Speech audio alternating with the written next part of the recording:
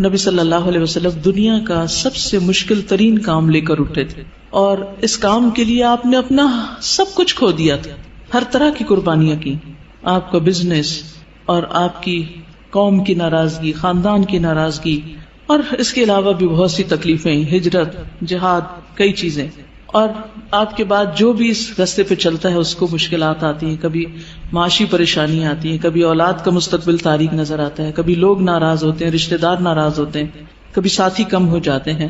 ایسی صورت میں انسان کو کبھی بھی گھبرانا نہیں چاہیے. یہاں نبی صلی اللہ علیہ وسلم کو تسلی دی جا رہی کہ ہم نے آپ کو کوثر عطا کی ہے، لہٰذا آپ شکرانہ ادا کیجئے، نماز پڑھیے، قربانی کیجئے. آپ کا جو دشمن آپ کے خلاف ہے وہ آپ کا کچھ نہیں بگاڑ سکتا. حضرت انس رضی اللہ عنہ کہتے ہیں کہ آپ ہمارے درمیان مسجد میں تشریف فرما تھے کہ آپ پر ہلکی سی اونگ طاری ہو گئی. پھر آپ نے مسکراتے ہوئے سر مبارک اٹھایا تو ہم نے عرض کی کہ آپ کیوں مسکرا رہے ہیں؟ آپ نے فرمایا انزلت علی آنفا سورۃ، میرے اوپر ابھی ابھی ایک سورت نازل ہوئی ہے. پھر آپ نے بسم اللہ پڑھ کر سورت سنائی، اور سورت سنا کر فرمایا اتدرون ما الکوثر، یعنی تلاوت بھی سنا دی اور پھر وضاحت بھی ساتھ ہی کر رہے ہیں، تعلیم دے رہے ہیں. کیا تمہیں معلوم ہے کوثر کیا ہے؟ تو لوگوں نے عرض کیا اللہ اور اس کا رسول ہی بہتر جانتے ہیں. فرمایا وہ ایک نہر ہے جس کا اللہ نے مجھ سے وعدہ کیا ہے، اس میں خیر کثیر ہے. اس نہر میں کیا ہے؟ خیر کثیر ہے. در حقیقت یہ ایک حوض ہے جس پر میری امت قیامت کے دن آئے گی. اس کے برتنوں کی تعداد آسمان کے تاروں جتنی ہوگی، اور اس سے کچھ لوگوں کو ہٹا لیا جائے گا تو میں کہوں گا کہ یہ میری امت ہے. تو مجھے بتایا جائے گا کہ آپ کو نہیں معلوم کہ آپ کے بعد انہوں نے دین میں کیسی کیسی نئی چیزیں نکال لی تھی. صحیح مسلم کی روایت ہے. بہرحال سورت کا محور یہ ہے، مرکزی مضمون یہ ہے کہ آپ صلی اللہ علیہ وسلم پر نعمتوں کا ذکر ہے، آپ کے مقام کی فضیلت کا بیان ہے، اور اس کے بعد آپ کو کیا کرنا چاہیے اس نعمت اور فضیلت کو پا کر، اس کا ذکر ہے کہ آپ شکرانے کے طور پر اللہ کی عبادت کریں اور بندوں کے حقوق کا خیال رکھیں. اس میں ہم دیکھتے ہیں کہ پچھلی سورت میں 4 چیزوں کی بات تھی، یا 4 خاص باتیں تھی، جس میں سب سے پہلے تو بخل کا ذکر تھا کہ ایک شخص یتیم کی ضرورت پوری نہیں کرتا، مسکین کی نہیں کرتا، ان کو ذلیل کرتا ہے. دوسری چیز نماز میں غفلت کی بات تھی. تیسری چیز دکھاوے کی بات تھی. چوتھی چیز یمنعون الماعون، لوگوں سے خیر روکنے کی بات تھی. اس صورت میں 4 چیزوں کے کرنے کی بات ہے. سب سے پہلے بخل کے اپوزٹ کیا ہے؟ الکوثر، خیر کثیر، کہ اللہ سبحانہ وتعالیٰ نے آپ کو خیر کثیر عطا کی، خیر روکی نہیں آپ سے. نماز سے غفلت کا علاج کیا؟ فصلی، نماز پڑھو. پھر دکھاوے کا علاج کیا؟ لربک، اپنے رب کے لیے پڑھو. اور پھر یمنعون الماعون، اس کا اپوزٹ کیا؟ ونحر. جو شخص یہ کام کرے، کون کون سے؟ فصلی لربک ونحر، نماز بھی صحیح ادا کرے اور قربانی بھی کرے، صدقہ خیرات بھی کرے، اس کا دشمن سرنگوں ہو جاتا ہے. اس کا دشمن اس پہ غالب نہیں آ سکتا، اس کا دشمن اس کا کچھ بگاڑ نہیں سکتا. کبھی بھی آپ کو کسی سے خطرہ ہو، یہ 2 کام شروع کر دیں، اللہ آپ کی حفاظت کرے گا. مشکلیں آتی اس لیے ہیں تاکہ ہم اپنے آپ کو سیدھا کریں، نمازیں اور اچھی کریں، اور اس کے ساتھ ساتھ بندوں کے حقوق کی طرف توجہ کریں، کہاں کمی ہو رہی، کسی کے ساتھ زیادتی تو نہیں کر رہے. تو آپ دیکھیں کہ کیسے مشکلات پر آسان ہوتی. آپ کے خلاف بولنے والے اور آپ کے بارے میں باتیں کرنے والے خود ہی خاموش ہو جائیں گے.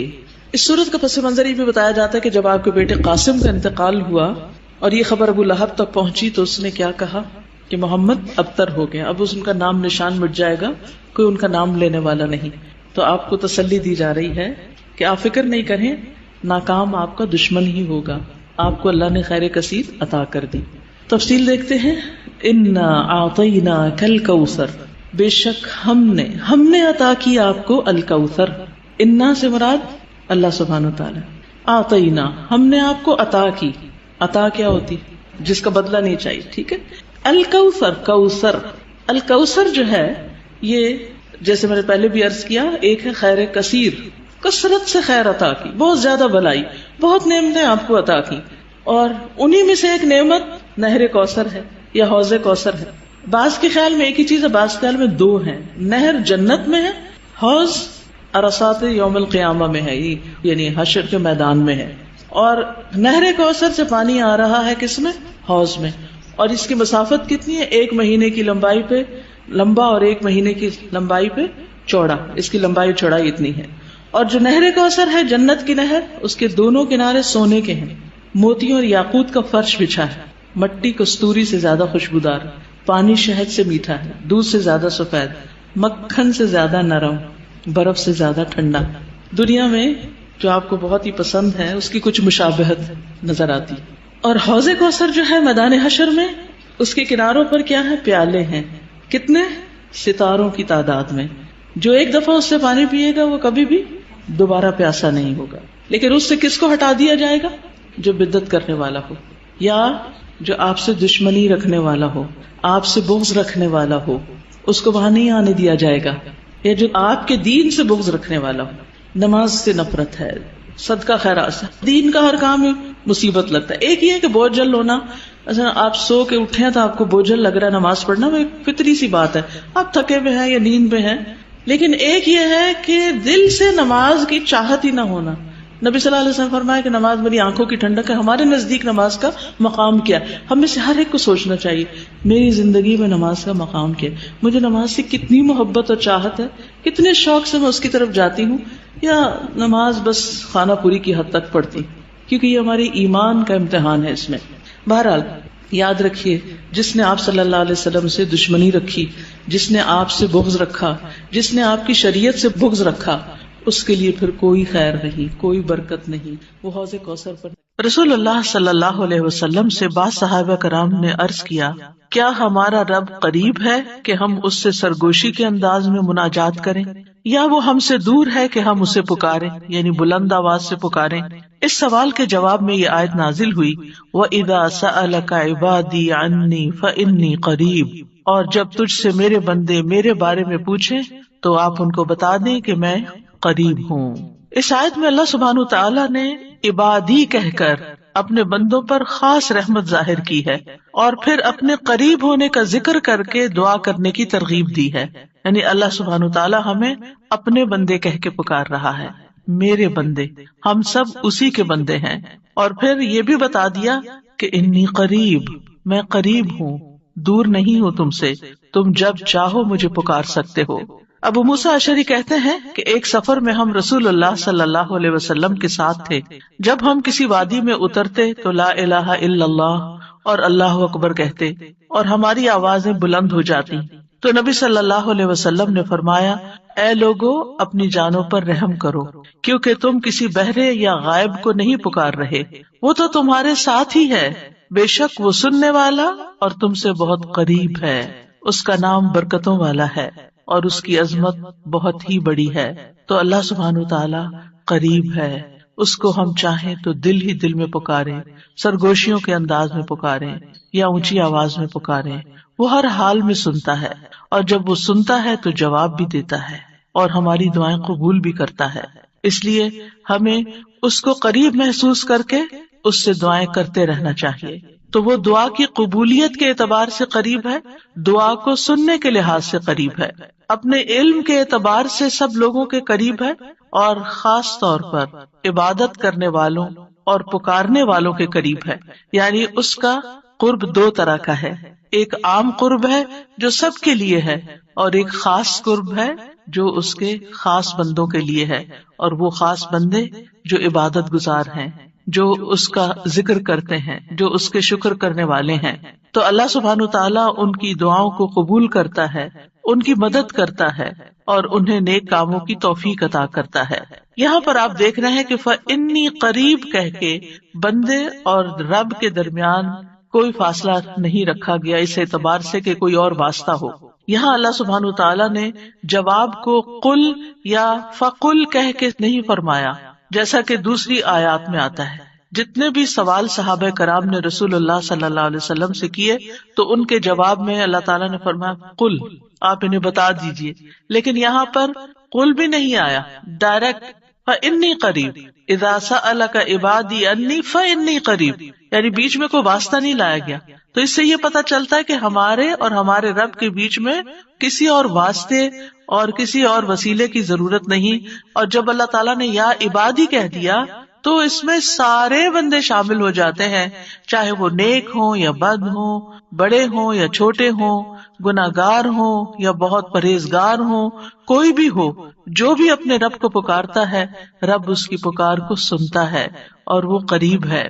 لہٰذا جب ہمارا رب قریب ہے اور مجیب ہے، جیسا کہ آپ جانتے ہیں پروگرام کا نام بھی قریب مجیب اسی لیے رکھا گیا کہ ہمارا اگر اپنے رب سے تعارف ہو جاتا ہے، ہم اپنے رب کو پہچان جاتے ہیں کہ ہم کس کو پکار رہے ہیں اور وہ کہاں ہے، تو جتنا جتنا ہمارا یہ یقین ہوگا کہ وہ ہمارے قریب ہے اور وہ سنتا ہے اور جواب دیتا ہے، اتنی ہی زیادہ محبت اور توجہ کے ساتھ، اخلاص کے ساتھ ہم دعا کریں گے انشاءاللہ۔ اور پھر آپ دیکھیے کہ اللہ تعالیٰ ہماری دعاؤں کو ضائع نہیں کرتا۔ اجیب دعوت الداعی اذا دعانی، مطلب یہ ہے کہ جو بھی مجھ سے مانگتا ہے وہ کچھ پا کے ہی لوٹتا ہے، وہ نامراد نہیں ہوتا۔ جیسے زکریا علیہ السلام نے کہا تھا کہ وَلَمْ أَكُنْ بِدُعَائِكَ رَبِّ شَقِيًّا، کہ اے رب تجھے پکار کر تو میں کبھی بدبخت ہوا ہی نہیں، کبھی مایوس ہوا ہی نہیں، کبھی محروم ہوا ہی نہیں، جب بھی تجھے پکارا تجھ سے کچھ پا ہی لیا۔ تو اس لیے ہر دعا کرنے والے کو یہ یقین ہونا چاہیے کہ ہماری دعا ضرور سنی جائے گی، کیونکہ شیطان انسان کے دل میں یہ وسوسہ ڈالتا ہے کہ تمہاری دعا قبول نہیں ہوگی۔ نہیں بھائی، ہر ایک کی دعا قبول ہوتی ہے اگر وہ صحیح معنوں میں اپنے رب کو پکارتا ہے، وہ دعاؤں کو سنتا ہے اور جواب بھی دیتا ہے۔ ضرورت اس بات کی ہے کہ ہم اپنے دل کو حاضر کر کے اللہ سے مانگیں، اخلاص کے ساتھ مانگیں، اور قبولیت کے جو اوقات ہیں یا جو علامات ہیں ان کو سامنے رکھتے ہوئے مانگیں۔ اور پھر ساتھ یہ بھی کہا گیا فَلْيَسْتَجِيبُوا لِي وَلْيُؤْمِنُوا بِي لَعَلَّهُمْ يَرْشُدُونَ، کہ انہیں چاہیے کہ وہ بھی میری بات مانیں، یعنی اگر یہ چاہتے ہیں کہ میں ان کی دعائیں قبول کروں تو پھر انہیں بھی چاہیے جب میں انہیں پکارتا ہوں، ایک تو یہ ہے نا کہ ہم اللہ تعالیٰ کو پکارتے ہیں، اور ایک اللہ تعالیٰ بھی ہمیں پکارتے ہیں، یعنی اللہ سبحانہ وتعالیٰ کب پکارتے؟ ہر اذان میں پکار آتی ہے، حی علی الصلاۃ حی علی الفلاح۔ تو پھر ہم کیا کرتے ہیں؟ کیا واقعی ہم صلاح کی طرف جاتے ہیں یا نہیں؟ اسی طرح قرآن مجید میں بہت دفعہ یا ایھا الذین آمنوا کہہ کے ہمیں پکارا گیا ہے، اے لوگوں جو ایمان لائے ہو، یا ایھا الناس کہہ کے تمام انسانوں کو پکارا گیا ہے۔ تو کیا ہم انسان بھی اپنے رب کی پکار کو سنتے ہیں؟ کیا ہم بھی جواب دیتے ہیں؟ کیا ہم بھی اس کی طرف بڑھتے ہیں؟ اور پھر یہ کہ وَلْيُؤْمِنُوا بِي، چاہیے کہ وہ مجھ پر ایمان لائیں، چاہیے کہ وہ میری بات مانیں، لَعَلَّهُمْ يَرْشُدُونَ، شاید کہ وہ سیدھی راہ پا جائیں۔ رسول اللہ صلی اللہ علیہ وسلم نے فرمایا تم میں سے ہر ایک کی دعا قبول کی جاتی ہے جب تک کہ کوئی گناہ یا قطع رحمی کی دعا نہ کرے، بشرطے کہ جلدی بھی نہ کرے۔ پوچھا گیا یا رسول اللہ وہ جلدی کیا ہے؟ فرمایا یہ کہ کوئی یوں کہے کہ میں نے دعا کی اور میں نے دعا کی، یعنی دوبارہ کہ میں نے تو کئی بار دعا کی، بہت دعا کی، میری تو دعا قبول نہیں ہوتی، اور اس طرح وہ تھک ہار کر دعا کرنا چھوڑ دے۔ ایسا نہ کرے بلکہ دعا کرتا رہے، کیونکہ اس کی قبولیت کے مختلف طریقے ہیں۔ تو اللہ سبحانہ تعالی ہم سے قریب ہے۔ ایک اور آیت میں آتا ہے سورۃ ہود کی، وَإِلَىٰ ثَمُودَ أَخَاهُمْ صَالِحًا قَالَ يَا قَوْمِ اعْبُدُوا اللَّهَ مَا لَكُم مِّنْ إِلَٰهٍ غَيْرُهُ هُوَ أَنشَأَكُم مِّنَ الْأَرْضِ وَاسْتَعْمَرَكُم فِيهَا فَاسْتَغْفِرُوهُ ثُمَّ تُوبُوا إِلَيْهِ إِنَّ رَبِّي قَرِيبٌ مُّجِيبٌ۔ اور سمود کی طرف ان کے بھائی صالح کو بھیجا، اس نے کہا اے میری قوم اللہ کی عبادت کرو، اس کے سوا تمہارا کوئی معبود نہیں، اسی نے تمہیں زمین سے پیدا کیا اور تمہیں اس میں آباد کیا، سو اس سے بخشش مانگو، پھر اس کی طرف پلٹ آؤ، یقیناً میرا رب قریب ہے، قبول کرنے والا ہے۔ ان ربی قریب مجیب۔ یہاں قوم سمود کی بات کی جا رہی ہے۔ یہ لوگ مدائن کے علاقے میں رہتے تھے جو تبوک اور مدینہ منورہ کے درمیان واقع تھا۔ صالح علیہ السلام نے اپنی قوم کو ایک طرف اللہ سبحانہ تعالیٰ کی عبادت کی دعوت دی، توحید کی دعوت دی کہ صرف وہی تمہارا معبود ہے جس نے تمہیں پیدا کیا، جس نے تمہیں زمین میں آباد کیا، لہٰذا تم شرک سے اجتناب کرو، صرف اللہ کی طرف رجوع کرو۔ کیوں؟ اس لیے کہ وہ بہت قریب ہے، اپنے بندوں کی دعائیں سنتا ہے۔ تو آپ دیکھیے، جو آپ کے قریب ہو اور جو آپ کی بات بھی سنتا ہو، تو کیا آپ نہیں چاہیں گے کہ آپ اس کے قریب ہوں؟ یہاں پر آپ دیکھیے کہ دعا کرنے سے پہلے دو چیزوں کی بات ہے، استغفار اور توبہ کی، کہ اس سے استغفار کرو اور توبہ کرو تو تمہاری دعائیں قبول ہوں گی۔ توبہ کا مطلب یہ ہے کہ گناہوں سے کنارہ کشی اختیار کرو اور اس بات کا پکا وعدہ کرو کہ آئندہ گناہ نہیں کرو گے۔ اور استغفار کا مطلب ہوتا ہے بخشش طلب کرنا کہ اللہ ہمیں معاف کر دے، ہمارے گناہوں پہ پردہ ڈال دے۔ اور توبہ اور استغفار دونوں ہم معنی بھی ہیں. امام ابن قیم کہتے ہیں استغفار میں توبہ شامل ہے اور توبہ میں استغفار شامل ہے، اور جب ان کو الگ الگ بولا جاتا ہے تو پھر اس کا معنی الگ الگ بھی ہوتا ہے. اور اگر یہ دونوں اکٹھے آئیں یعنی ایک دوسرے کے ساتھ مل کر آئیں تو استغفار کا مطلب یہ ہوتا ہے کہ زندگی میں جو ہم کر چکے ہیں غلط کام، برائیاں، اللہ تعالیٰ ہمیں ان کے شر سے محفوظ رکھے. اور توبہ کا مطلب یہ ہے کہ ہم آئندہ گناہ میں پڑنے کے شر سے آپ کی مدد چاہتے ہیں، حفاظت چاہتے ہیں. اور توبہ اس پختہ ارادہ کو بھی کہتے ہیں کہ دوبارہ گناہ نہیں کریں گے، آئندہ یہ نہیں کریں گے. تو ان ربی قریب مجیب، میرا رب یقیناً قریب ہے، مجیب ہے. اور یہاں قریب قرب سے شفقت اور اکرام کے معنوں میں، یعنی رب بہت شفیق اور مہربان ہے، بہت کریم ہے. اور اس کا اپوزٹ ہوتا ہے بعید، دور. اور بہت کا لفظ سختی کے لیے بولا جاتا ہے کہ وہ جو شفیق نہ ہو، سخت ہو، کرخت ہو، اور پھر یہ کہ کچھ نہ دے. تو ایسا نہیں ہے ہمارا رب. ہمارا رب قریب ہے، مہربان ہے، اور اس کے ساتھ ساتھ یہ کہ وہ اپنے بندوں کا اکرام کرتا ہے اور انہیں سیدھے رستے پر چلاتا ہے، ان کی رہنمائی کرتا ہے، ان کی ضروریات پوری کرتا ہے، ان کی حفاظت کرتا ہے، ان کو مدد دیتا ہے، ان کی مشکلات دور کرتا ہے. لہٰذا ہمیں اپنے رب کو قریب پاتے ہوئے اور قربت کا ایک احساس ہوتا ہے. قریب ہونے کا مطلب یہ نہیں کہ اللہ سبحانہ وتعالیٰ کسی نعوذ باللہ فزیکل فارم میں ہمارے ساتھ بیٹھے ہوئے ہیں یا ہمارے دل میں بیٹھے ہوئے ہیں، یہ مطلب نہیں ہے قریب کا. قربت ایک احساس کا نام ہے. آپ نے دیکھا ہوگا بہت سے لوگ دور ہوتے ہوئے آپ کے دل کے قریب ہوتے ہیں، اور کئی لوگ آپ کے ساتھ رہتے ہوئے، آپ کے ساتھ بیٹھے ہوئے، آپ کے ساتھ زندگی گزارتے ہوئے بھی آپ سے دور ہوتے ہیں. تو اللہ سبحانہ وتعالی کا قرب محسوس کرنے کی چیز ہے، اس طرح کہ وہ سنتا ہے. اللہ سبحانہ وتعالی سنتا ہے، السمیع ہے، اللہ تعالیٰ دیکھتا ہے، البصیر ہے، اللطیف ہے، الخبیر ہے، ہمارے دلوں کے راز بھی جانتا ہے.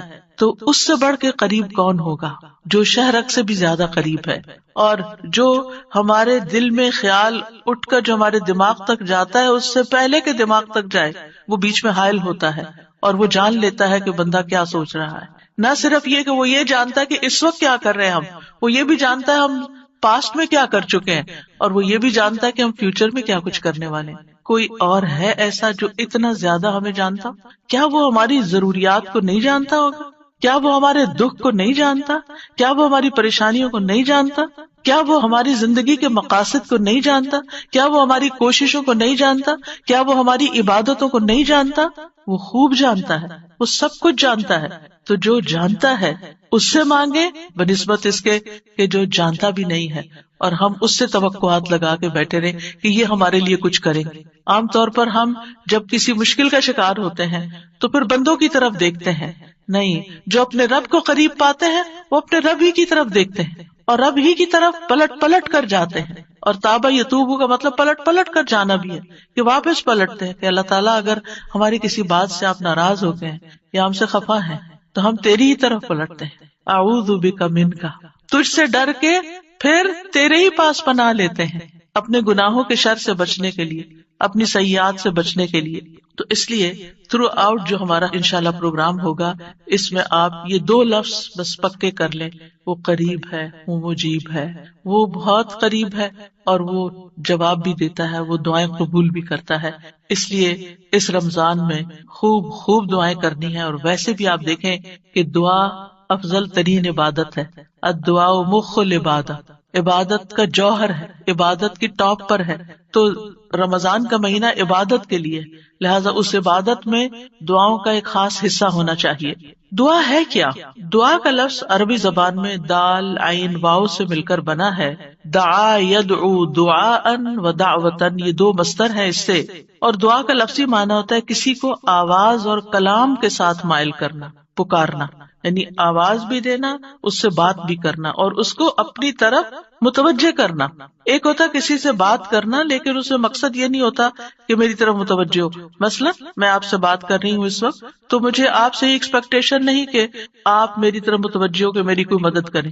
لیکن دعا میں جب انسان پکارتا ہے تو اس کا مطلب ہوتا ہے کہ دوسرا متوجہ ہو اور جس مقصد کے لیے اس کو پکارا جا رہا ہے وہ مقصد بھی پورا ہو جائے.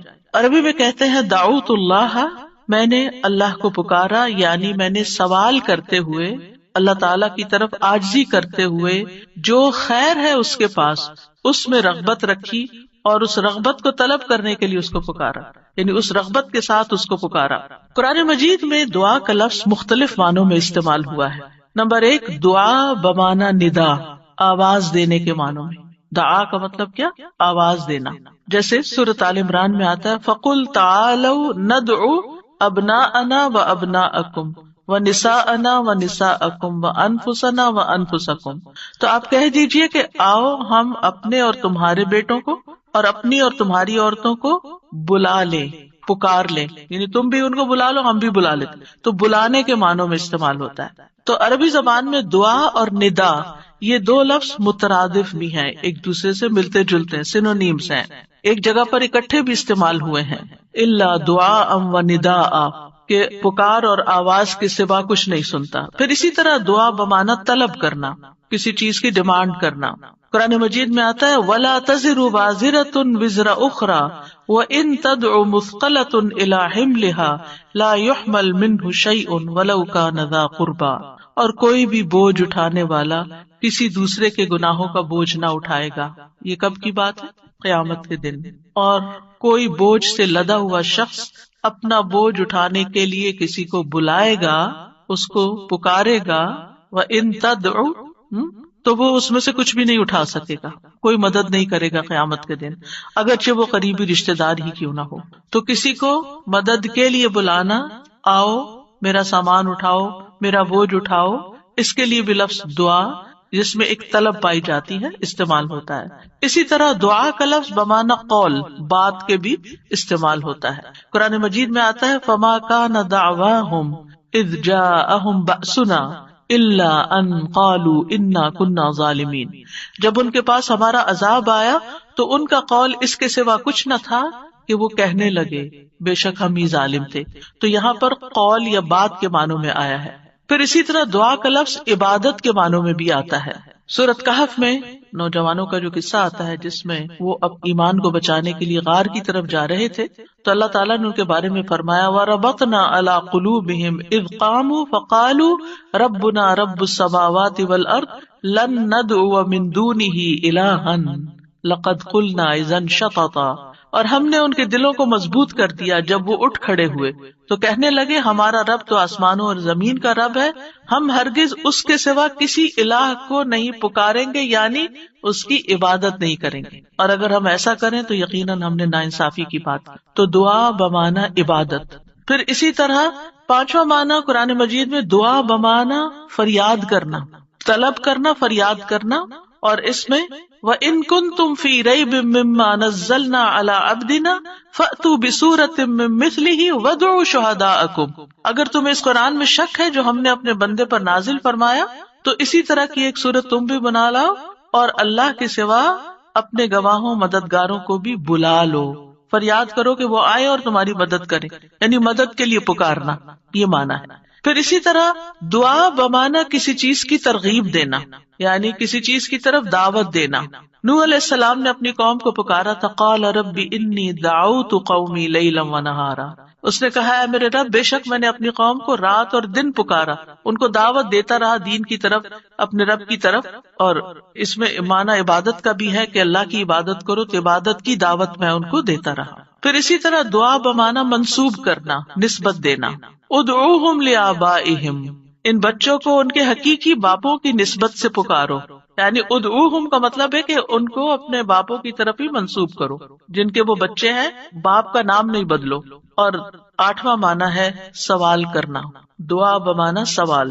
جیسے بنی اسرائیل نے موسیٰ علیہ السلام سے کہا قالوا ادع لنا ربک یبین لنا ما ہی، انہوں نے کہا تم اپنے رب سے ہمارے لیے دعا کرو. تو یہ جو دعا ہے یہ بمعنی سوال ہے، یعنی مانگو کہ وہ ہمارے لیے بیان کر دے کہ وہ گائے کس طرح کی ہو. تو قرآن مجید میں یہ دعا کا لفظ مختلف معنوں میں استعمال ہوا ہے، لیکن دعا کا عمومی شرعی معنی کیا ہے؟ اللہ کی بارگاہ میں عاجزی کے ساتھ سوال کرنا اور اللہ کے پاس جو خیر ہے اس میں راغب ہونا، رغبت رکھنا. اللہ کی بارگاہ میں اللہ کے حضور عاجزی کے ساتھ سوال کرنا، چیخ چلا کے نہیں بلکہ بہت ہمبل طریقے سے، اور جو خیر اللہ کے پاس ہے اس میں رغبت رکھنا، اس کا شوق رکھنا۔ طیبی کہتے ہیں اس سے مراد ہے اللہ کی بارگاہ میں انتہا درجے کی عاجزی، انکساری اور محتاجگی ظاہر کرنا۔ جیسے موسیٰ علیہ السلام نے دعا کیا کی تھی، رب انی لما انزلت الی من خیر فقیر، اپنے فقر، اپنی محتاجی، اپنی ضرورت کا اظہار کیا تھا، انی لما انزلت الی من خیر فقیر۔ امام ابن قیم کہتے ہیں اس سے مراد ہے ایسی چیز کو طلب کرنا جو دعا کرنے والے کو فائدہ دے، یعنی فائدے کی چیز حاصل کرنے کے لیے سوال کرنا، اور ایسی چیز کو دور کرنے کے لیے طلب رکھنا جو اس کو نقصان دیتی ہو۔ تو پھر دو طرح سے دعا کرتا ہے انسان، کچھ فائدے کی چیزیں مانگتا ہے اور کچھ نقصان والی چیزوں کو دور کرنے کے لیے اللہ سے درخواست کرتا ہے۔ ہماری شریعت میں دعا کی دو بڑی اقسام ہیں، ایک ہے دعائے عبادت اور ایک ہے دعائے مسئلہ۔ دعائے عبادت کیا ہے؟ اس سے مراد ہے کہ انسان اللہ سے ثواب کی امید رکھتے ہوئے، اس کے عذاب سے ڈرتے ہوئے اس کی عبادت کرے، اس میں سوال نہیں ہے۔ تو عربی میں دعا بمعنی عبادت بھی استعمال ہوتا ہے، آتا نا، وقال ربکم ادعونی استجب لکم ان الذین یستکبرون عن عبادتی سیدخلون جہنم داخرین۔ اس میں دعا کے دونوں معنی آ گئے، اور تمہارے رب نے فرمایا کہ مجھ سے دعا کرو میں تمہاری دعا قبول کروں گا، یہ تو سوال ہو گیا۔ اور دوسرا، بے شک وہ لوگ جو میری عبادت سے تکبر کرتے ہیں عنقریب و ذلیل و خوار ہو کر جہنم میں داخل ہوں گے۔ تو یہاں عبادت کا معنی بھی آ گیا عبادت کے لفظ کے ساتھ، یعنی دعا ایک طرح سے عبادت ہے۔ تو دعائے عبادت کیا ہے کہ انسان اللہ سے ثواب کی امید رکھتے ہوئے، اس کے عذاب سے ڈرتے ہوئے اللہ کی عبادت کرے، جیسے نماز پڑھے، روزہ رکھے، قرآن کی قرأت کرے، تسبیح کرے، صدقہ کرے، اللہ کی طرف لوگوں کو دعوت دے، تعلیم کا کام کرے۔ تو انسان ان میں سے جو بھی عبادت کا کام کرے گا وہ دراصل اللہ کی طرف راغب ہوگا، کیونکہ دعا میں رغبت پائی جاتی ہے۔ اور جو شخص مثلا نماز پڑھتا ہے تو گویا وہ زبان حال سے دعا کر رہا ہوتا ہے، اللہ سے بخشش مانگ رہا ہوتا ہے کہ اللہ تعالیٰ ہمارے اوپر رحم کیجیے، ہم نے جو گناہ کیے ہیں آپ ان کو معاف کر دیجیے، کیونکہ نماز بذات خود کیا کرتی ہے، بلاؤں کو ٹالتی ہے، گناہوں کو معاف کرنے کا ذریعہ ہے، ٹھیک ہے۔ اچھا، صدقہ کیا کرتا ہے؟ گناہوں کی آگ بجھاتا ہے، ٹھیک ہے۔ تو یہ جو گناہوں کی آگ کا بجھنا ہے، یہ ہم بول کے بھی کہہ سکتے اللہ ہمیں جہنم کے عذاب سے بچا، تو وہ ہماری زبان بول رہی ہوتی، لیکن جب ہم صدقہ دے رہے ہوتے ہیں تو گویا ہمارا عمل جو ہے وہ اسی چیز کا تقاضا کر رہا ہے کہ ہم اپنے اوپر سے گناہوں کا بوجھ اتارنا چاہتے ہیں۔ تو ایک دعا سوال کے انداز میں ہوتی ہے اور ایک دعا حال کے ساتھ بیان ہو رہی ہوتی ہے، عمل کے ساتھ ہو رہی ہوتی ہے۔ اور دوسری جو دعائے مسئلہ ہے جس میں مانگنے کی دعا ہوتی ہے، تو وہ یہ ہے کہ انسان دنیا اور آخرت کی کوئی بھی بھلائی طلب کرنے اور دنیا اور آخرت کے نقصان کو دور کرنے کا سوال اللہ سے ہی کرے۔ دنیا اور آخرت کی کوئی بھی بھلائی مانگنا اور دنیا اور آخرت کے کسی بھی نقصان سے بچنا، یہ بس اللہ ہی سے کرے اس کا سوال۔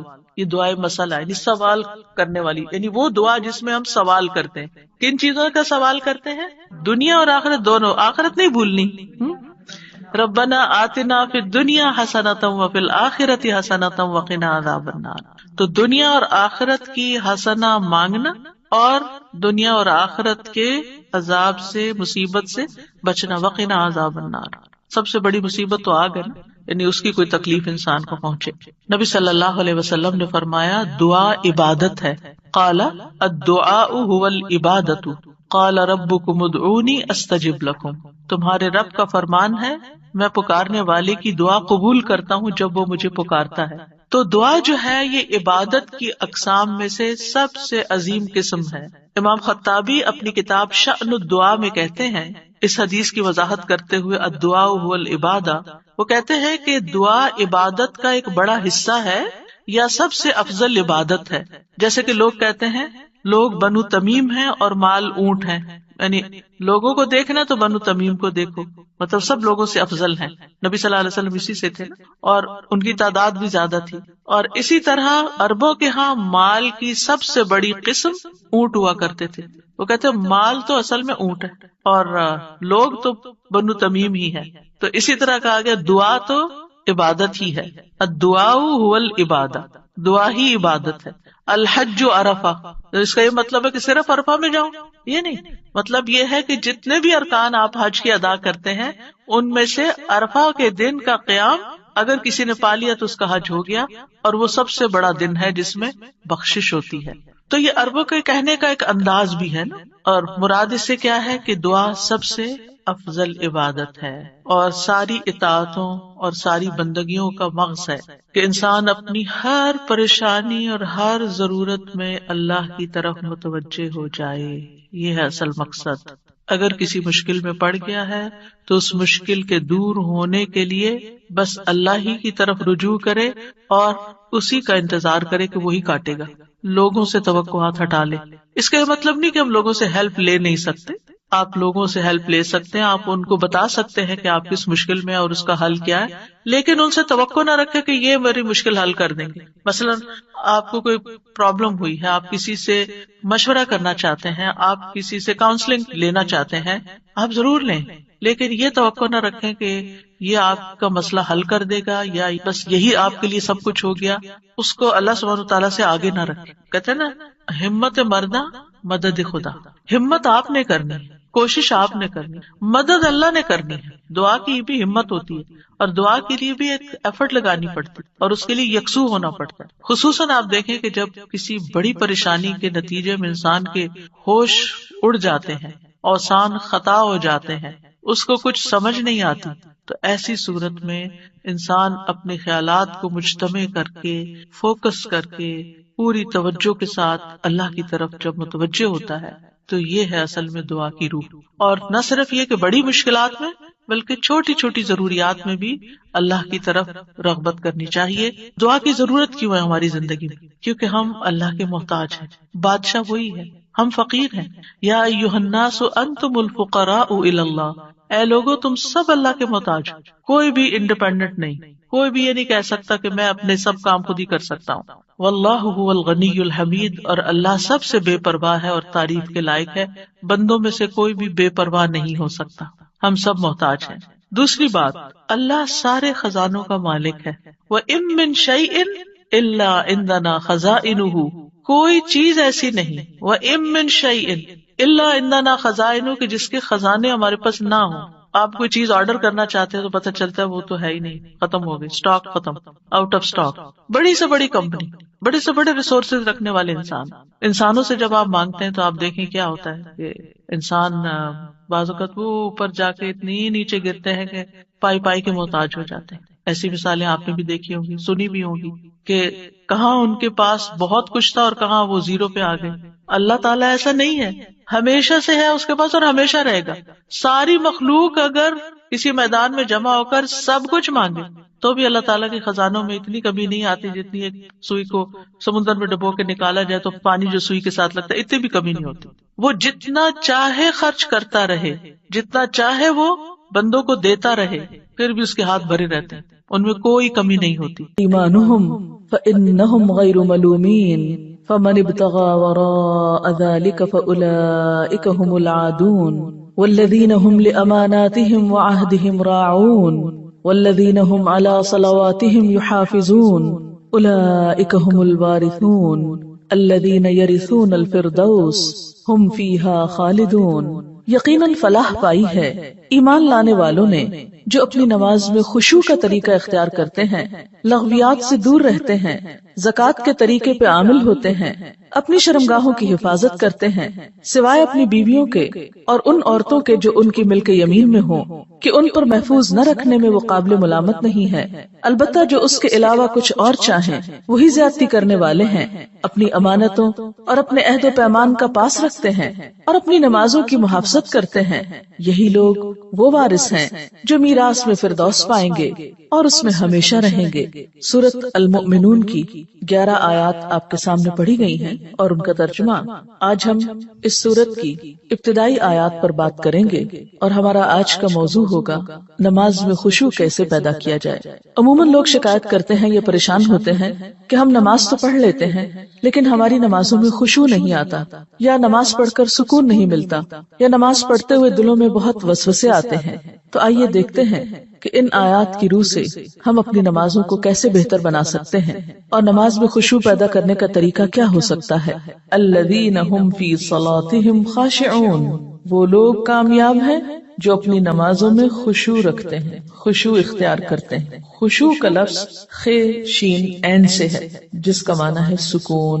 ایسی نماز جس میں سکون ہو، دل کے اندر بھی اور ظاہری حرکات میں بھی، یعنی دل میں اللہ کا خوف ہو، اللہ ہی کی محبت ہو، اللہ کی طرف دھیان ہو، اور دل کے اندر یہ احساسات اتنے گہرے ہوں کہ انسان کے ظاہری رویے میں بھی نظر آ رہے ہوں، اس کے اعضاء پر بھی ان کا اثر ہو۔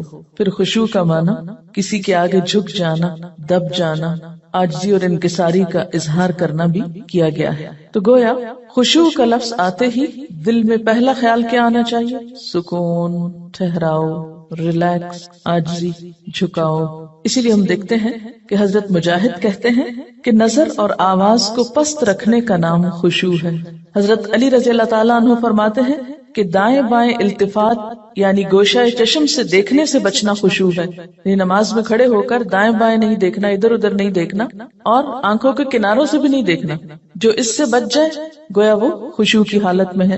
حضرت عطا فرماتے ہیں کہ بدن کے کسی حصے سے نہ کھیلنا خشوع ہے، یعنی نماز میں بے وجہ کھجانا یا کپڑے ٹھیک کرنا، ہلنا جلنا، آگے پیچھے ہونا، کبھی ٹانگ اٹھانا، کبھی انگلیاں مروڑنا، کبھی کچھ کرنا، کبھی ایک ٹانگ پہ بوجھ ڈال کے کھڑے ہو جانا، یہ سب چیزیں خشوع کے خلاف ہیں۔ حضرت ابو ذر رضی اللہ تعالی عنہ سے روایت ہے کہ رسول اللہ صلی اللہ علیہ وسلم نے فرمایا، اللہ تعالیٰ نماز کے وقت اپنے بندے کی طرف برابر متوجہ رہتا ہے جب تک وہ دوسری طرف التفات نہ کرے۔ یعنی بندہ جب رب کی طرف متوجہ رہتا ہے تو رب بھی بندے کی طرف متوجہ رہتا ہے۔ جب وہ دوسری طرف التفات کرتا ہے یعنی گوشہ چشم سے دیکھتا ہے تو اللہ تعالیٰ اس سے رخ پھیر لیتے ہیں۔ یعنی آپ کا دھیان اگر اللہ کی طرف رہا تو اللہ کی توجہ بھی آپ کی طرف، جو ہی آپ نے ادھر ادھر منہ کیا، توجہ کی، اللہ نے بھی اپنا رخ پھیر لیا۔ نبی کریم صلی اللہ علیہ وسلم نے حضرت انس کو حکم دیا کہ اپنی نگاہ اس جگہ رکھو جس جگہ سجدہ کرتے ہو، اور یہ کہ نماز میں دائیں بائیں التفات نہ کرو۔ یعنی نماز کا خشوع کیا ہے؟ نگاہیں سجدے کی جگہ ہوں۔ اگر آپ اس عمل میں کامیاب ہو جائیں تو یقین مانے آپ کی نماز میں خشوع آ جائے گا۔ بہت سے لوگ یہ سمجھتے ہیں کہ شاید آنکھیں بند کر کے نماز پڑھنے سے زیادہ خشوع آتا ہے، جو کہ غلط فہمی ہے۔ ایسا کرنا پسندیدہ بھی نہیں، لگتا بہت آسان ہے کہ کچھ چیز نظر نہ آئے تو ہمارا دھیان زیادہ اللہ کی طرف ہو جائے گا، لیکن آج آپ نماز میں تجربہ کر کے دیکھیں، جو لوگ آنکھیں بند کر کے پڑھتے ہیں وہ آنکھیں کھول کر سجدے کی جگہ دیکھنا شروع کریں۔ اس میں یہ ہوتا ہے نا کہ جب ہم بچپن سے ایک طریقے پہ نماز پڑھ رہے ہیں، کبھی کسی نے ہمیں ٹوکا نہیں، کیونکہ ہم سب سے زیادہ مائنڈ اس وقت کرتے ہیں جب کوئی ہماری نماز کی اصلاح کرنا چاہے۔ عام طور پر اگر آپ لوگوں کو کسی بھی چیز سے روکیں تو وہ اتنا نہیں برا مناتے، لیکن اگر نماز کے بارے میں تھوڑی سی بات بھی کر دے، ہائپر سینسٹیو ہوتے، غصہ کرتے ہیں، کیوں کہا؟ اگر مثلا کسی نے اگر دوپٹہ باریک لیا نماز میں تو اسے روکا جائے کہ نہیں یہ ٹھیک نہیں، یا اگر ٹخنے ننگے ہو رہے ہیں اور بتایا گیا، یا یہ کہ نماز کا طریقہ درست نہیں، اگر اس میں کسی نے تھوڑی سی بھی مداخلت کر دی تو ناقابل برداشت۔ تم ہوتے کون ہو مجھے کچھ کہنے والے؟ اس لیے عموماً لوگ اپنی عزت بچانے کو دوسروں کو چھوڑ دیتے ہیں، ٹھیک ہے جو چاہیں کریں، پھر کیا ہو سکتا ہے؟ جب کسی کو خود پرواہ نہیں، جب کوئی خود اپنی اصلاح نہیں چاہتا تو آپ کیا کر سکتے ہیں کسی؟ اور بعض اوقات انڈائریکٹلی 20 بار سمجھانے کے باوجود بھی لوگ اپنا طرز عمل نہیں بدلتے۔ تو یاد رکھیے کہ جب تک طریقہ درست نہیں ہوگا خشوع نہیں آئے گا۔ تو خشوع لانے کے لیے نمبر 1 کہ سنت کے مطابق نماز پڑھنے کی کوشش کریں، اور اس میں سجدے کی جگہ پہ دیکھنا شروع کریں۔ نماز میں حرکت کم کریں۔ عموماً تو مجھے ٹیلی ویژن دیکھنے کا کبھی نہ موقع ملا ہے نہ موقع ہوتا ہے، تو اس رمضان میں جہاں ہم ٹھہرے ہوئے تھے تو وہاں پر ٹیلی ویژن تھے، تو رات کو حرم کی تراویح آتی تھی، تو مجھے بہت ہوتا تھا کہ اتنا قریب ہیں ہم اور وہاں شریک نہیں ہو سکتے، تو میں اہتمام کے ساتھ تھوڑی دیر لگا کے دیکھتی تھی کہ اچھا آج کون سی آیات آ رہی ہیں، آج کیا ہو رہا ہے۔ تو اس میں نے خصوصی طور پہ غور کیا کہ جو امام ہوتے تھے ایسے لگتا تھا کہ پتھر کے بت ہیں جو ان کو بالکل کوئی حرکت نہیں، اور وہاں سے مجھے اپنی نماز کو چیک کرنے کا احساس ہوا کہ ایک جگہ پر نظر ہے۔ ہمارا حال کیا تھا، کبھی آنکھیں بند کر لیتے، اوپر سر کر رہے اور ادھر کر رہے، نیچے کر لیتے ہیں، کبھی آنکھیں کھول لیتے ہیں، ادھر ادھر تھوڑا، کیا خاک خشوع آئے گا؟ اگر آپ کسی کو خشوع کے ساتھ نماز پڑھتے دیکھیں تو آپ دیکھیں گے آپ کی نماز میں بھی آئے گی، یا آپ کے پاس اگر کوئی کھڑا ہو تو اس سے بھی آپ کو فائدہ ہوگا۔ لیکن اگر آپ واقعی چاہتے ہیں، کیونکہ اس تدبیر نے مجھے بہت زیادہ فائدہ دیا، آنکھیں بند نہیں کرنی، آنکھیں کھلی رکھنی، لیکن مسلسل سجدے ہی کی جگہ پہ دیکھنا ہے، ادھر ادھر نہیں دیکھنا، اور کم سے کم حرکت، ہلنا نہیں ہے۔ یہ دو کام آپ کر لیں تو اندر بھی ٹھہراؤ آئے گا۔ اسی لیے خشوع کا معنی سب سے پہلے میں نے آپ کو سکون والا بتایا، سکون۔ اور جو اس طرح نماز پڑھے اس کی نماز کے بعد بھی اس کو ایک خاص سکون نصیب ہوگا۔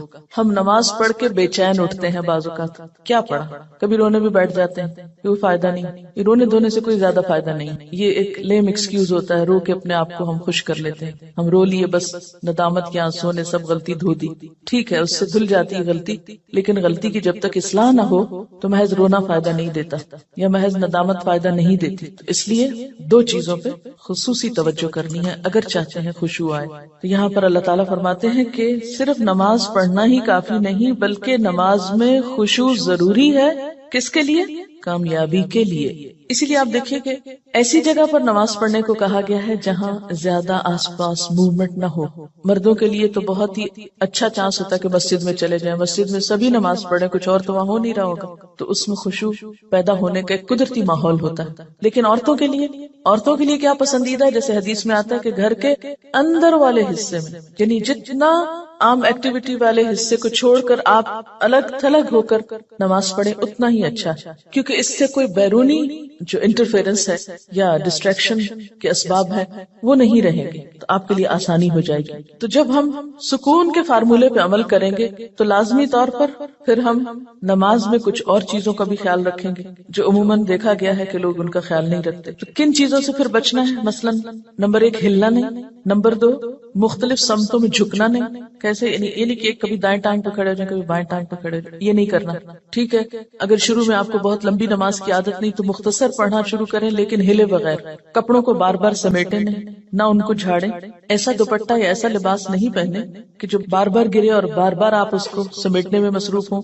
پھر اسی طرح جائے نماز کو درست طریقے پہ بچھائیں، یہ نہیں کہ نماز کے بیچ میں ہی آپ اسے ٹھیک کرنا شروع کر دیں۔ ایسی جائے نماز پہ کھڑے مت ہوں کہ جو ہر دفعہ میں اکٹھی ہو جائے اور ہر دفعہ میں آپ اس کو سیدھا کر رہے ہیں۔ پہلے جو کھجور کے درختوں کے پتے ہوتے تھے ان کے جو جائے نماز ملتے تھے، اگر آج آپ کو میسر ہو اور اس پر نماز پڑھنے کی کوشش کریں تو آپ دیکھیں گے خشوع میں اضافہ ہوگا۔ بالکل ایک نیچرل میٹ ہوتا ہے نا، اس کی اپنی ایک خوشبو بھی ہوتی ہے اور وہ اکٹھا نہیں ہوتا، اور اس پر آپ کے ہاتھ پاؤں سب جم جاتے ہیں۔ یہ جتنی مخملی جائے نمازیں آ گئی ہیں اتنی ہی نماز میں خشوع ختم ہو گئی، کبھی پاؤں پھسل رہے ہوتے ہیں، کبھی ہاتھ پھسل رہے ہوتے ہیں۔ جس چیز پر آپ نماز پڑھتے ہیں اس کو بھی درست کرنے کی ضرورت ہے، وہ بھی مددگار ہے۔ اسی لیے آپ صلی اللہ علیہ وسلم نے نماز کے وقت سامنے نقش و نگار اور جائے نمازوں کے اوپر نقش و نگار اور ان چیزوں کو ناپسند کیا ہے، کیونکہ یہ بھی نماز میں خلل انداز ہوتے ہیں۔ پھر اسی طرح تن کے بھی نہیں کھڑے ہونا چاہیے، یعنی بہت اکڑ کے نہیں کھڑے ہوں، بلکہ نارمل نیچرل ریلیکس طریقے سے کھڑے۔ بہت اونچی قرات نہ کریں، مثلا اگر آپ تہجد میں یا نفل کسی میں ذرا سا زیادہ تلاوت کرنا چاہتے ہیں بہت چیخ چلا کے نہیں کریں، یا کہیں آپ امامت کرا رہے ہیں تو اس صورت میں بھی قرات میں عاجزی ہونی چاہیے، کیونکہ وہ بھی خشوع میں اضافہ کرے گی۔ اسی طرح گا گا کر تلاوت کرنا یہ بھی درست نہیں، مصنوعی تکلف سے تلاوت کرنا۔ پھر اسی طرح نماز میں جمائیاں لینا اور لیتے چلے جانا نہیں، ان کو کنٹرول کریں۔ اسی طرح جلدی جلدی کرنا، کیونکہ خشوع کیا ہے؟ سکون، اور سکون میں کیا ہے کہ آپ جب قیام کریں تو ہلنا بند کر دیں، رکوع کریں تو اتنی دیر رکوع کریں کہ جسم ہلنا بند کر دے، رکوع سے جب اٹھیں تو کھڑے ہو کر دوبارہ اتنا کھڑے ہوں کم از کم کہ آپ کا جسم ہلنا بند کر دے۔ پھر جب آپ سجدے میں جائیں ٹک جائیں اور اس وقت سر اٹھائیں جب تسبیحات پوری ہو چکی ہوں اور ہلنا بھی ختم ہو چکا. یہ نہیں کہ آپ ایک کانسٹنٹ موومنٹ میں کھڑے ہوئے تو رکوع میں ہلتے ہلتے پھر کھڑے ہو گئے، پھر سجدے میں ابھی ہلنا بند نہیں تو پھر کھڑے ہو گئے اور پھر واپس پلٹ گئے. یہ ماری ماری نماز جو ہے جلدی کی، اس سے قطعاً خشوع نہیں آتا. خشوع کے لیے آپ کو ٹھہر ٹھہر کر آہستہ نماز پڑھنی ہو. اسی طرح اگر کوئی چیز نماز میں اذیت دے رہی ہو تو اس کو ہٹانا ضروری ہے، کیونکہ بعض اوقات جب ہم کہتے ہیں نا سکون اور ٹھہر جانا، تو اس میں ہم ایسا ٹھہرتے ہیں کہ کوئی چیز اگر ہمیں اس میں پریشان کر رہی ہے، چبھ رہی ہے، یا کوئی خارش ہو گئی یا کچھ، تو ہم اس کی طرف بھی توجہ نہیں دیتے. نتیجہ کیا تو کچھ سمجھ نہیں آتا پڑھ کیا رہے. تو یہ ان نیچرل قسم کا سکون بھی طاری نہیں کرنا. اس میں کوشش کریں کہ کم سے کم موومنٹ سے اس سبب کو دور کر دیں. مثلا اگر کہیں خارش ہوئی ہے تو ایک ہاتھ سے بس اس جگہ ہلکا سا دبا کے خارش کر دیں. یہ نہیں کہ ہلا ہلا کے خارش شروع کر دیں، یا کہ بالوں کو سمیٹنا شروع کر دیں، یا بالوں سے کھیلنا، یا کپڑوں سے. یا بعض لوگ جیسے مرد حضرات حرم میں نماز پڑھ رہے تھے نا، تو وہ مختلف لوگوں کو دیکھ کے آپ اندازہ کر سکتے ہیں کہ کون کس طرح پڑھ رہا ہے نا، اور اس سے اپنے آپ کو کمپیئر کرتے ہیں کہ جب میں ایسی حرکت کروں تو میں بھی تو یہی لگتی ہوں. بعض لوگ داڑھی سے کھیل رہے ہوتے ہیں، بعض اوقات بال ٹھیک کر رہے ہوتے ہیں، بعض لوگ کپڑا ہی ٹھیک کرتے چلے جاتے ہیں. تو یہ ساری چیزیں جو ہیں ہل جل کی، یہ نماز کی خشوع میں اثر انداز ہوتی ہیں. پھر ایک اور مرحلہ ہے اور وہ ہے اندر کے خیالات اور سوچوں کا. بہت سے لوگ اس پر پریشان ہوتے ہیں. اگر آپ اس طریقے پہ عمل کریں گے، سجدے والی جگہ پہ دیکھنا ذرا شروع کریں، آپ دیکھیں گے خیالات کم ہو جائیں گے. بہرحال ہر شخص کا اپنا اپنا حساب ہو سکتا ہے. مجھے اس سے بہت فائدہ ہوا ہے، کیونکہ اللہ کے رسول صلی اللہ علیہ وسلم کی کوئی بات بھی حکمت سے خالی نہیں. تو خیالات دو طرح کے ہوتے ہیں، ایک ہوتا ہے خیالات کا آنا اور ایک ہوتا ہے خیالات کا لانا. آنے والوں کو تو آپ روک نہیں سکتے، پاسبل ہی نہیں. اور ایک ہوتا ہے خود انوائٹ کرنا، کسی بلانا، دعوت دینا. اس کو آپ بہرحال کنٹرول کر سکتے ہیں. اب جو بن بلائے آ جاتے ہیں ان کو آنے دیں، ان کو آپ اگنور کر دیں، کیونکہ ہمارا دماغ ایسی چیز ہے کہ جو کانسٹنٹلی کام کرتا ہے، رکتا نہیں ہے. آپ سو رہے ہوں تب بھی وہ خوابیں دیکھتا رہتا ہے، آپ جاگ رہے ہوں، آپ کسی سے بات کر رہے ہوں، تو ضروری نہیں کہ آپ کی پوری توجہ وہاں ہو. بہت دفعہ ایسا ہوتا ہے کہ بات کرتے ہوئے آپ کا دھیان وہاں بھی ہوتا ہے اور کہیں اور بھی ہوتا ہے. تو ان تمام چیزوں پر جو خیالات تو خود بخود آ رہے ہیں وہ آتے رہیں گے، اس کو نہیں آپ روک سکتے. مثلا کانوں کے اوپر تو آپ کیا کرتے ہیں، ہاتھ رکھ سکتے ہیں، آنکھوں کو بند کر سکتے ہیں، زبان بند کر سکتے ہیں، لیکن دماغ کے خیال کا کیا کریں؟ کوئی ڈھکنا نہیں دے سکتے، کوئی سوئچ نہیں آف کر سکتے. وہ تو خدا نخواستہ آف ہوا تو پھر تو گئے، آن نہیں ہو سکتا. پھر اب یہ بڑی مشکل ہے. اس لیے ان کے پیچھے نہ پڑے، ان کو زیادہ سوچے نہ، ان کو اہمیت نہ دے، ان کو اپنے اوپر حاوی نہ ہونے دے، ان کا تذکرہ نہ بہت زیادہ کریں. کہ کچھ لوگوں کو میں نے دیکھا وہ ہر ایک کو لے کے بیٹھ جاتے ہیں، میں کیا کروں، میرے تو خیال بہت آتے ہیں نماز میں. کسی کے پاس کوئی جادو کی چھڑی نہیں کہ جو ایک آپ کو لگائے گا اس وقت اور آئندہ آپ کے خیالات نہیں آئیں گے. اس لیے آپ ان کا تذکرہ زیادہ نہ کریں، just take it easy, normal لیں. تو ہوتا ہی ہے تو آئیں گے، لیکن یہ نہ کریں کہ کوئی ایک خیال آ گیا ہے تو پھر اس کے آگے اور سوچیں. مثلا اپنے کاموں کی پلاننگ وہاں کھڑے ہو کے شروع کر دیں. اور فرض نمازوں میں ایسا نہیں ہو سکتا، ایسا نہیں کیا جا سکتا. نفل میں اگر ہو جائے، جیسے حضرت عمر رضی اللہ تعالیٰ عنہ جو فوجوں کو ترتیب دینی ہوتی تھی تو نفل نماز شروع کر دیتے، تو نوافل کی حد تک ٹھیک ہے لیکن فرض میں نہیں. پھر آپ دیکھیے کہ اگر آپ بدل بدل کے صورتیں پڑھیں گے، قرآن پاک کا کچھ حصہ ساتھ ساتھ یاد کرتے رہیں گے، تو آپ دیکھیں گے کہ اس سے بھی فرق پڑتا ہے. چینج سے یکسوئی آتی ہے. مثلا ایک جگہ آپ کھڑے ہیں یا ایک جگہ آپ کام کر رہے ہیں تو بعض اوقات آپ کام نہیں کر پاتے اور بار بار آپ کو خیالات تنگ کرتے ہیں. اپنی پڑھائی کے دوران بھی آپ نے دیکھا ہوگا، آپ تھوڑی سی پوزیشن چینج کر لیتے ہیں، جگہ بدل لیتے ہیں، اٹھ کے جا کے پانی پی کے آ جاتے ہیں کچھ، تو اس سے پھر فرق پڑ جاتا ہے. اسی طرح اگر آپ تلاوت یعنی قرآن پاک کا وہ حصہ جو نماز میں پڑھ رہے ہیں اگر آپ اس کو تبدیل کرتے رہیں تو فائدہ ہوگا. اس کے لیے طریقہ کیا ہو، کیونکہ آپ نے دیکھا ہوگا کچھ قرآن پاک آپ نے یاد کیا پھر وہ آپ کو بھولنے لگا.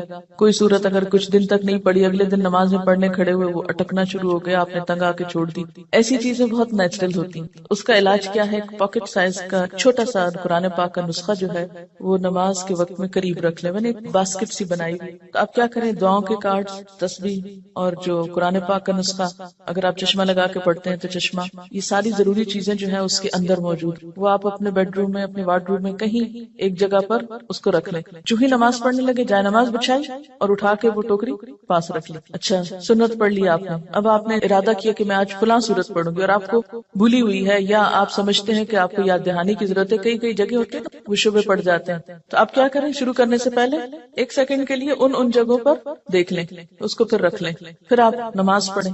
آپ انشاءاللہ وہ صورت بہتر طور پر پڑھ پائیں گے. جب آپ پڑھیں گے تو آپ دیکھیں گے کہ آپ کی واقعی نماز میں خوشی پیدا ہوگی، کیونکہ کچھ عملی تدابیر بھی ہوتی ہیں کہ یکسوئی والی جگہ ہو لیکن ساتھ ایسی چیزیں موجود ہوں. مثلا اگر آپ نوافل پڑھ رہے ہیں اور آپ تھک گئے ہیں بیچ میں، تو بجائے اس کے کہ اپنے اوپر زور زبردستی کر کے پھر کھڑے ہو جائیں، آپ بیچ میں تھوڑا بیٹھ بھی سکتے ہیں، یا یہ کہ سلام پھیر کر آپ دعاؤں کا کارڈ نکالیں، کچھ دعائیں پڑھ لیں، اس میں آپ ریلیکس بھی ہو جائیں گے اور ساتھ یہ ہے کہ دعائیں بھی مانگی جائیں گی اور اگلے 2 نفل جو ہیں وہ زیادہ یکسوئی کے ساتھ پڑھے جائیں گے. تو اس طرح کی کچھ عملی تدابیر جو ہیں وہ آپ کی نماز کو اچھا کر دیں گے. اسی طرح اگر ماحول کو تھوڑا اور خوشگوار بنائیں، مثلا یہ کہ جا نماز کے اوپر اگر آپ تھوڑا سا عطر لگا لیں، یا یہ کہ آپ اس جھاڑ پٹک کے رکھیں، کچھ عرصے بعد اس کو دھو لیں، صاف کر لیں.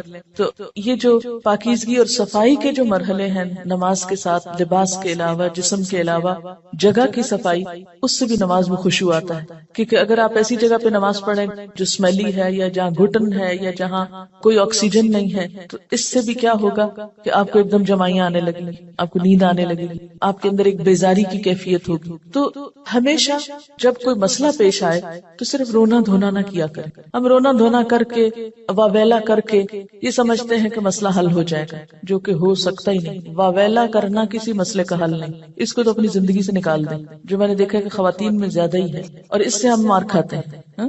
یعنی کہ مسئلہ پیش آیا، ہائے کیا کروں، ہائے کیوں ہو گیا، یہ سب نکال دیں. مسئلہ پیش آنے پر، مسئلہ نماز میں خشوع نہیں، مسئلہ پیش آ جائے، مسئلہ پیش آنے پر مسئلے کو پہچانے، اس کے اسباب جانے، یعنی مسئلے کو آئیڈینٹیفائی کرے. پہلے یہ ہے مسئلہ، خشوع نہیں آ رہا، پہچانے وجوہات کیا ہیں، کیوں نہیں آ رہا. 1 وجہ کہ جگہ ٹھیک نہیں، 2 وجہ کہ قرآن یاد نہیں، 3 وجہ کہ آس پاس شور ہے، وغیرہ وغیرہ وجوہات معلوم کر لیں.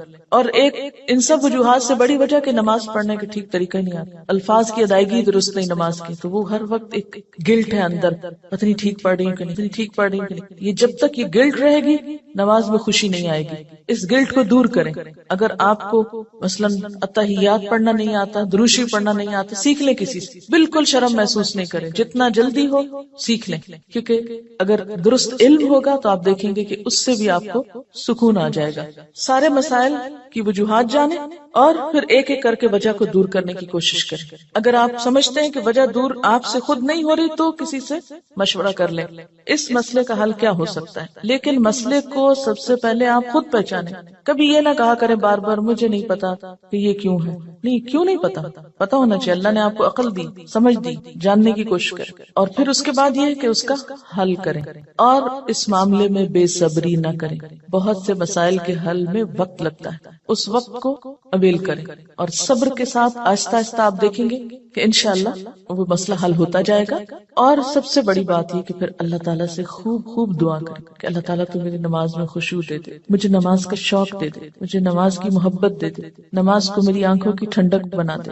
اس طرح کی جو بھی دعائیں آپ کے دل میں آئیں، آپ دیکھیے کہ مانگنے کے لیے آپ کے اندر سے بات اٹھنی چاہیے. دعا کوئی مصنوعی چیز نہیں ہے کہ کوئی مانگ رہا تو آپ اس کو دیکھ کے آپ بھی شروع کر دیں. اس کی ضرورت آپ کو خود محسوس ہونی چاہیے کہ یہ چاہیے مجھ کو، یہ مانگنا ہے مجھے، اس کے بغیر میرا گزارا نہیں ہو رہا. تو جس طرح دنیا کی چیزوں کے لیے ہم تڑپ تڑپ کے مانگتے ہیں، اسی طرح دین کے لیے بھی، اپنی آخرت کے لیے بھی تڑپ تڑپ کے مانگنا سیکھیں. انشاءاللہ آپ دیکھیں گے کہ اللہ تعالیٰ کی رحمت بہت قریب ہے. پھر ایک اور بات یہ ہے کہ جہاں اٹکاؤ ہو وہاں صدقہ کریں.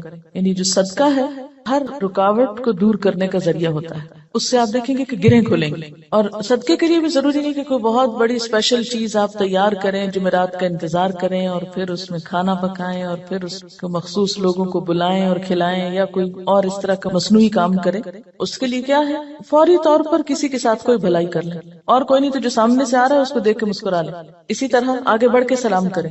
ان چھوٹی چھوٹی چیزوں میں دوسروں کی مدد جو ہے یہ سب صدقے کے کام ہیں. اور ساتھ یہ ہے کہ پھر اللہ کے راستے میں مال خرچ کرنا، اپنی پسندیدہ چیز دوسرے کو دے دینا، اسی طرح کی چھوٹی چھوٹی چیزیں. تو آپ دیکھیں گے کہ وہ اندر کی گرہیں کھلیں گی نا تو باہر کی خود بخود کھلنے لگیں گی اور آپ ریلیکس ہو جائیں گے. اور اس خشوع کے ساتھ نماز جو ہے کامیابی کا ذریعہ ہے. اگرچہ مکمل کامیابی آخرت میں ہوگی، لیکن دنیا میں بھی آپ دیکھیں گے کہ آپ کو ہر مشکل کا حل، جیسے نبی صلی اللہ علیہ وسلم کا طریقہ تھا، کیا تھا کہ جب بھی آپ کو کوئی مشکل معاملہ پیش آتا فوراً نماز پڑھتے. وہ نماز پھر ایک بوجھ نہیں رہے گا. بخاری اور مسلم میں ہے حضور صلی اللہ علیہ وسلم سے پوچھا گیا کہ سب سے زیادہ محبوب عمل اللہ کے نزدیک کیا ہے؟ آپ نے فرمایا نماز کو وقت پر ادا کرنا. پوچھا گیا پھر؟ فرمایا ماں باپ سے اچھا سلوک کرنا. پوچھا گیا پھر؟ فرمایا اللہ کی راہ میں جہاد کرنا. جہاد کرنا اگرچہ ضروری ہے لیکن وہ بعد میں ہے، پہلے اپنی نمازیں درست کر اور وقت پہ پڑھیں. اور یہ جو وقت پہ پڑھنا ہے نا، اگر اس کی عادت ہو جائے تو آپ دیکھیں گے کہ آپ کے وقت میں برکت ہو جائے گی. ہوتا کیا ہے، نماز کا وقت ہو گیا، ہم ٹال رہے ہیں نہ تو جو کام کر رہے ہیں وہ صحیح ہو رہا ہے ٹالنے کی وجہ سے، اور نہ نماز ہماری ٹھیک ہوگی پھر، کیونکہ جو نماز دیر سے پڑھی جائے گی اس میں خشوع ہو ہی نہیں سکتا. اگر آپ فجر کے آخری ٹائم پہ اٹھیں کیسے خشوع آئے گا؟ ٹینشن تو یہی رہے گی کہ سورج نہ نکل آئے یا نکل نہ چکا ہو. کوئی بھی نماز جو تاخیر سے پڑھیں گے، آپ وقت گزار کے پڑھیں گے، وہ خشوع سے خالی ہو جائے گی، خود بخود آٹومیٹیکلی پھیکی ہو جائے گی. اس لیے کوشش کریں، یعنی اگر آپ خشوع لانا چاہتے ہیں تو پہلی کوشش کہاں سے شروع ہو کہ وقت پر اور اول وقت میں. حضرت ابو درداء سے روایت ہے کہ رسول اللہ صلی اللہ علیہ وسلم نے فرمایا سب سے پہلی چیز جو امت سے اٹھ جائے گی یعنی سلب ہو جائے گی وہ خشوع ہے، یہاں تک کہ قوم میں کوئی خاشع نظر نہ آئے گا. بہت سے لوگ نماز پڑھیں گے مگر کوئی خاشع نظر نہ آئے گا. حدیث میں آتا ہے ایک مرتبہ نبی صلی اللہ علیہ وسلم نے ایک شخص کو دیکھا کہ نماز پڑھ رہا ہے، ساتھ ساتھ داڑھی کے بالوں سے کھیلتا جا رہا ہے. اس پر آپ نے فرمایا لو خشع قلبہ خشعت جوارحہ، اگر اس کے دل میں خشوع ہوتا تو اس کے جسم پہ بھی خشوع طاری ہو جاتا. ظاہری خشوع جب آتا ہے جب دل میں خشوع، دل اللہ کے آگے جھکا ہوا، اور اگر دل دنیا کی یادوں میں اور دنیا کے قصوں میں مشغول ہو تو پھر خشوع نہیں آ سکتا. خشوع کا لفظ بولتے ہی آپ کے ذہن میں کیا چیز آتی ہے؟ سکون، عاجزی. ایک لفظ میں ہو تو سکون اور دوسرے میں ساتھ ہی عاجزی بھی. سورۃ الانبیاء میں پیغمبروں کی صفات میں اللہ تعالیٰ فرماتے ہیں وَكَانُوا لَنَا خَاشِعِينَ، یہ سارے پیغمبر ہمارے لیے خشوع کرنے والے تھے. تو اس سے کیا پتا چلتا ہے کہ خاشع ہونا جو ہے، عاجز ہونا اور اللہ کے سامنے عاجزی اختیار کرنا، یہ پیغمبروں کی صفات میں سے رہا ہے. سورۃ انبیاء کی آیت 90. اور اس میں بھی آپ دیکھیے کہ انہم کانوا یسارعون فی الخیرات ویدعوننا رغبا ورہبا وکانوا لنا خاشعین، کہ وہ بھلائیوں میں بہت جلدی کرتے تھے، یسارعون فی الخیرات، اور ویدعوننا رغبا ورہبا، رغبت کے ساتھ اور خوف کے ساتھ ہمیں پکارتے. حالانکہ وہ پیغمبر تھے، پھر بھی محض رغبت نہیں تھی، خوف بھی ساتھ تھا. وَكَانُوا لَنَا خَاشِعِينَ، اور وہ ہمارے آگے جھکے ہوئے تھے. تو اس سے یہ پتہ چلتا ہے کہ نماز کے اندر خشوع صرف نماز میں ہی جھکنے کا نام نہیں، یا صرف نماز کی حد تک عاجزی اختیار کرنے کا نام نہیں، بلکہ اس کے علاوہ عام روزمرہ زندگی میں بھی یہ اخلاق پیدا ہونا چاہیے، یا عام روزمرہ زندگی میں بھی ہمارے اندر یہ کردار پیدا ہونا چاہیے. اب جب سکون کی بات ہوئی کہ کانوا لنا خاشعین، اور خشوع کا معنی اگر سکون کیا جائے اور عاجزی کیا جائے تو عملی زندگی میں کہاں کہاں یہ نظر آئے گا اور کس کس طرح ہوتا ہے کہ جب ہم نماز میں لطف اٹھاتے ہیں تو ایک نماز کا اچھا پڑھنا آئندہ کی نماز کے لیے خود بخود انتظار کی کیفیت پیدا کر دیتا ہے، کیونکہ آپ نے اس کو انجوائے کیا ہوتا ہے. اور اگر ایک نماز آپ نے خراب پڑھی تو اس کے بعد دل پہ بوجھ پڑتا ہے، اس بوجھ سے گلٹ آتی ہے، اور پھر انسان کہتا ہے کیا فائدہ، پتہ نہیں پچھلی کا کیا بنا، اب اگلی کیا پڑھوں. بس وہ ایک پھر ڈگمگانے کی اور کشمکش کی کیفیت پیدا ہو جاتی. تو ہر نماز اپنی جگہ اہم ہے، اور ہر نماز کے اندر ایسی کوشش ضروری ہے جو اگلی نماز کے لیے ایک تیاری بن جائے، یا ایک گراؤنڈ پریپیئر کر دے، یا اس کے لیے ایک بنیاد بن جائے. وہ خشوع صرف نماز میں ہی تو نہیں رہتا نا. نماز میں کیفیت طاری ہوئی، اس کے بعد آپ عام زندگی میں لوگوں سے معاملہ کر رہے ہیں تو اب اس میں کچھ کنٹینیوٹی ہونی چاہیے نا. ٹھیک ہے اس لیول کی تو نہیں، لیکن اس کا اثر زندگی کے دوسرے معاملات پر بھی پڑنا چاہیے، کیونکہ نماز جو ہے یہ ہماری پوری شخصیت کو ریفارم کرتی ہے، اس کی اصلاح کا سبب بنتی. نماز کے اندر کی کیفیات باہر پر اثر انداز ہوتی، ٹھہراؤ آنے لگتا ہے نا. کسی کا کمنٹ ہے، دو چیزیں اگر ہم خود میں پیدا کر لیں تو دین کے کام میں آسانی ہو جاتی ہے. ہر ماحول میں پرسکون بیٹھ کر دیکھنا، اور ہر عادت اور طبیعت کے لوگوں سے ملنا اور نارمل رہنا. یہ ہے وہ تاثیر جو نماز کی خشوع سے آپ کے معاملات پہ پڑتی ہے. یہ لکھتی ہے کہ 2-3 مواقع جن کا مجھے تجربہ ہوا، ایک تو یہ کہ قریبی رشتہ دار کے انتقال پہ جانا ہوا، کچھ بتانے کی کوشش کی، لیکن ایک معتبر خاتون نے سختی سے خاموش کرا دیا۔ میں نے اپنا قرآن لیا، پڑھتی رہی، سوچتی رہی اور واپس آ گئی۔ سوئم پہ گئی تو کتاب میرا جینا میرا مرنا ساتھ لے گئی۔ خالی صفحات پہ اپنا پیغام ہمدردی لکھا اور یہ کہ جو بھی یہ کتاب پڑھے دوسروں کو بتائے اور مرنے والے کے لیے مغفرت کی دعا کرے۔ یہ چھوڑ کر آ گئی، یعنی میسج کے ساتھ کتاب۔ 2 مہینے بعد فون آیا ان کی بہو کا کہ جو بھی لوگ دوسرے شہروں سے آئے ہیں میں نے پڑھ کر کتاب سنائی ہے، ہر کوئی کتاب کا مطالبہ کر رہا ہے، جتنی کتابیں انہوں نے مانگی بھجوا دی۔ لے جانے والے نے بتایا کہ ہر کوئی یہ کتاب لینا چاہ رہا ہے اور میری بیوی ہر ایک کو کتاب سناتی۔ کام ہو گیا۔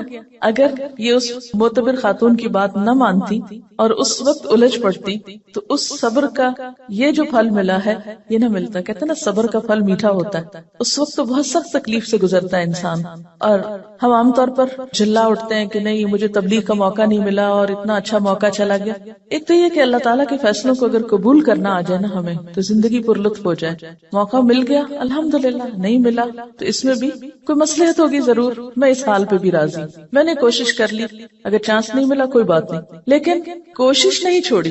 جب ہم جھلا اٹھتے ہیں اور اپسیٹ ہوتے ہیں تو اس میں نقصان کیا ہوتا ہے کہ ہم پازیٹیولی کام کرنا چھوڑ دیتے ہیں، کوشش ترک کر دیتے ہیں۔ جب کوشش چھوڑتے ہیں تو اگلا نیکی کا موقع ختم ہو جاتا ہے۔ اور کوشش پر آمادہ رہنا اور صبر کی کیفیت بھی دراصل خشوع سے آتی، کیونکہ نماز بھی تو صبر کا نام ہے نا، یعنی آپ نے بولنا نہیں، آپ نے ادھر ادھر نہیں دیکھنا، آپ نے ہلنا نہیں۔ میں تو سمجھتی ہوں کہ ہلنے سے رکنا سب سے بڑا صبر ہے نماز کا، ورنہ باقی جتنی بھی کیفیات آتی ہیں نا ان سب کو ہم ہل جل کے وہ بیلنس کر لیتے ہیں۔ یعنی نیند آئی ہے، اونگ آئی ہے اور کوئی بوریت ہوئی ہے کچھ، تو وہ ہل کے آگے پیچھے کر کے جھوم جھام کے آنکھیں بند کر کے تھوڑا ریلیکس کر کے، تو وہ جو کیفیت طاری ہونی چاہیے تھی وہ ہونے نہیں دیتے۔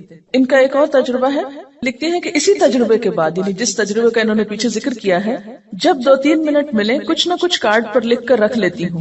چونکہ یہ پریکٹیکل ٹپس ہے نا تبلیغ کی، اس لیے میں اس کو آپ سے شیئر کرنا چاہتی ہوں، اور جہاں جاؤں لے جاتی ہوں۔ اس وقت نہ بھی لوگ پڑھیں تو بعد میں ضرور پڑھتے ہیں۔ اب مثلاً بنا کے وما قدر اللہ حق قدرہ، اللہ تعالیٰ کا شکوہ، اور اندر لکھا ہوا ہے اللہ تعالیٰ کا بندوں سے شکوہ، اور نہیں انہوں نے قدر کی اللہ کی جیسا کہ حق ہے اس کی قدر کرنے کا۔ فرمایا میں اور جن و انس عجیب معاملے میں ہیں، پیدا میں کرتا ہوں، عبادت کسی اور کی، رزق میں دیتا ہوں، احسان مند کسی اور کے، صحت اور قوت میں دیتا ہوں، شکر گزار کسی اور کے۔ اب یہ شرک کی نفی کا ایک پیغام ہے۔ تو اسی طرح اگر آپ کہیں پر بھی ہیں اور گفتگو شروع ہوتی تو آپ کیا کہہ کے انٹروڈیوس کرائیں گے؟ یہ کارڈ ہے میں نے بنایا، مجھے یہ آج بہت اچھی لگی، آپ بھی پڑھ کے دیکھیں، بہت اچھے انداز میں، ہلکے پھلکے انداز میں۔ لیکن اگر آپ کے اپنے بیگ میں کوئی چیز نہیں دینے کو، محض باتیں ہی ہیں، تو وہ شاید اتنی افیکٹو نہ ہو۔ اور یہ جہاں رہ جائے گا، جہاں کوئی پڑھے گا، کچھ نہ کچھ ضرور سوچے۔ اور ایک چھوٹا سا ہلکا سا میسج ہے جس میں کچھ خرچ بھی نہیں آتا۔ آنکھیں کھول کے جو نماز پڑھنا ہے، اگر اس پر غور کیا جائے تو نماز اصل میں کیا ہے؟ اللہ تعالیٰ سے ملاقات ہے۔ اگر کسی سے ملاقات کے وقت آپ آنکھیں بند کر لیں تو اسے دیکھ کر کیا محسوس ہوگا؟ یعنی ذرا امیجن کریں نا کہ آپ کسی سے مل رہے ہیں اور کوئی شخص آپ کو دیکھ ہی نہیں رہا، یا سر نیچا اس طرح کیا ہوا ہے کہ کوئی اس کے ساتھ آپ کا کانٹیکٹ فیل ہی نہیں ہو رہا۔ تو اسی طرح اگر ہم اللہ تعالیٰ کے آگے کھڑے اور آنکھیں بند کر کے کھڑے ہیں، اور آپ یقین کیجئے کہ جو ہی آپ آنکھیں بند کرتے نا تو آپ اپنے خیالوں میں خود بخود کھونے لگتے ہیں۔ وہ ایک ریلیکسیشن کی کیفیت ہوتی ہے نا فوراً۔ حتیٰ کہ میں نے یہ تک تجربہ کیا ہے کہ اگر میں نے سجدے پر نگاہ اگر کانشیسلی نہیں رکھی، ذرا سی نگاہیں پھیری تو یوں لگا جیسے گئے۔